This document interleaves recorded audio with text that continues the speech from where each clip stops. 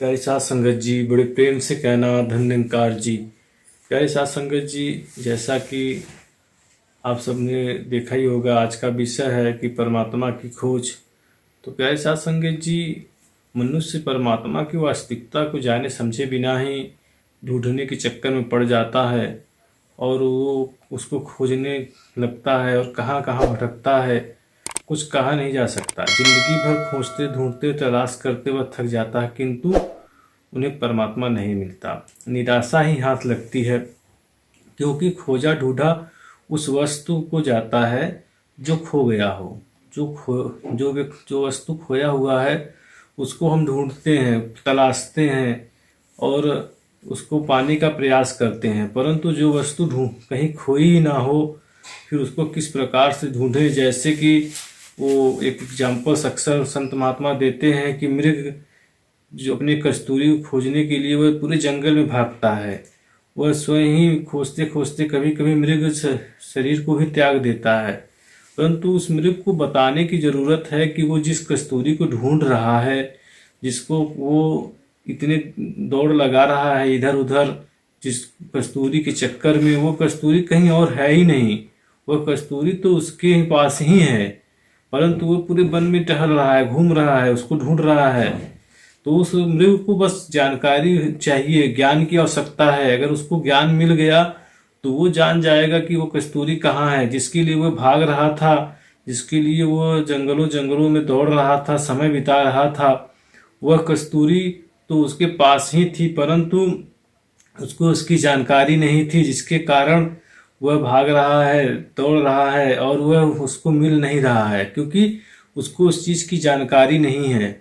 ठीक इसी तरीके से जैसे एक विवाह का समारोह चल रहा था, उसमें पति पत्नी थे, तो पत्नी गले में एक चैन पहनी थी, तो ठंडी का समय था तो वो स्वेटर पहनी थी, तो उसका चैन धीरे से उसके गले से थोड़ा नीचे चला जाता है। तो पत्नी का ध्यान जब गले की तरफ जाता है अपने, तो देखती अरे ये तो मेरा चैन ही नहीं। वो बहुत परेशान होती है। वो ठंडी के मौसम में भी उसके चेहरे पे पसीने का भाव दिखाई देने लगता है और वह जो है उस समारोह से जल्द घर पे आती है और उसके मन में भाव आता है कि हमारे पति ने इतनी मेहनत से हमें ये चैन दिया है और ये चैन खो गया, अब मैं क्या करूंगी। उस उधड़ बुन में वो उस समारोह में भी था, आनंद उसको नहीं मिल रहा था। जब वो घर आती है तो उस चैन को, जब वो अपने स्वेटर को निकालती तो देखती है कि वो चैन जो है वो तो वहीं पे था, उस पर उसके आंखों से दिखाई नहीं दे रहा था, जिसके कारण उसका आनंद जो है खराब हो गया। ठीक इसी तरीके से हम परमात्मा को ढूंढ रहे हैं, परमात्मा की खोज में लगे हुए हैं, परंतु ये परमात्मा जो हर जगह है, हर जगह जो परमात्मा है उसकी खोज कर रहे हैं, क्योंकि हमें इसका जानकारी नहीं है कि परमात्मा कहाँ मिलेगा, परमात्मा कैसे मिलेगा। जब तक इसकी जानकारी नहीं होती है तो हम दुनिया में ऐसे ही चक्कर लगाते रहते हैं और अपना समय बेकार में ही निकालते चले जाते हैं, क्योंकि जब तक हम इस परमात्मा को जानेंगे नहीं तो फिर वो ऐसे ही वो मृग की तरह, उसको जानकारी नहीं है, इसलिए वो अपना चक्कर लगा रही है और अपना समय व्यर्थ में ही गंवा रही है। क्योंकि इसी को कबीर दास जी ने कहा कि पाया कहे सो बावरा, खोया कहे सो क्रूर, पाया खोया कुछ नहीं, ज्यों का त्यों भरपूर। अर्थात जो ज्यों का त्यों भरपूर है, भ्रमों के कारण हमारी आंखों पर अज्ञान का पर्दा पड़ा हुआ है और इसी कारण हम देख नहीं पा रहे हैं। जब सदगुरु मिल जाता है तो यह अज्ञान का पर्दा हटाकर परमात्मा को प्रत्यक्ष कर देता है। संत निरंकारी मिशन भी यही कर रहा है कि जब सदगुरु की रहमत हो जाती है तो परमात्मा को तुरंत जाना जा सकता है। जब मनुष्य परमात्मा को भली भांति जानकर पहचान लेता है तब उसकी दृष्टि ब्रह्म दृष्टि हो जाती है। फिर वह सब प्राणियों में एक ही परम तत्व परमात्मा को देखता है। उससे सर्वदा सर्वत्र आत्म तत्व निराकार के ही दर्शन होते हैं। इसी प्रकार उसके मन के सारे भ्रम समाप्त हो जाते हैं, अर्थात ब्रह्म की प्राप्ति और भ्रम की समाप्ति। तो ये जो भ्रम बने हुए थे, जिसके कारण हम परमात्मा को ढूंढ रहे थे, जो ये परमात्मा सर्वत्र है, जो हर जगह है, उस परमात्मा को हम ढूंढ रहे थे इसलिए क्योंकि इसका हमें बोध नहीं था। जो समय का सदगुरु आता है और जब उसके साथ हम अपना रिश्ता जोड़ते हैं, मन का नाता हमारा इस परमात्मा के साथ जुड़ता है, तो जिस परमात्मा को हम बहुत दूर सोच रहे थे कि परमात्मा कहीं होगा, किसी जंगल में होगा, किसी पहाड़ों में होगा, किसी विधि से, किसी चीज से पाया जा सकता है, पर वो चीजें जब सदगुरु आता है तो इन सब चीजों से हमें बचा लेता है और ये मूल जो ये निराकार प्रभु परमात्मा जो सर्वत्र है उसको दिखा देता है।